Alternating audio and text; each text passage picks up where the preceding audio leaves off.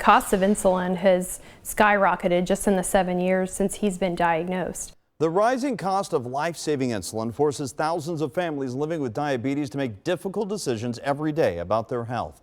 Now, a new bill introduced in Kentucky's state Senate could cap that cost at $100 a month. 9 on your side's Kristen Swilley spoke to an Independence family whose 10-year-old son is type 1 diabetes. She joins us now from the newsroom with what kind of impact this new legislation could have. Kristen.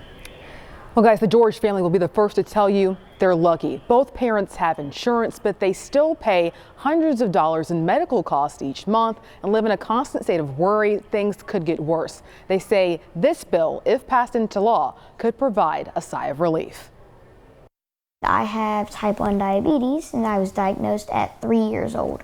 10-year-old Bryce George knows the ins and outs of his condition better than most adults. It's basically a glitch in my DNA code, and I couldn't do anything about it. His type 1 diabetes means finger pricks every few hours, every day, and keeping a constant eye on his blood sugar. I always call it a game of teeter-totter. Despite all this, Bryce is fortunate. His parents both work and have insurance that makes his insulin cost manageable. It makes me feel very sad because I feel like I'm very well treated by my care, and I feel very safe. We pay about $100 a month right now, but if we didn't have insurance, our cost would be over $600 a month just to keep him alive.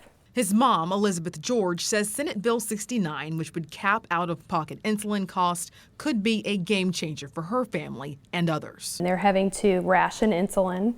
They're having to buy generic insulin at Walmart, which isn't the same strength. And I've even heard of some people who've gone into DKA, which is diabetic ketoacidosis, because they were rationing. So knowing that there would be a cap would be reassuring, so that if things ever changed and something happened, that we could afford to care for our son.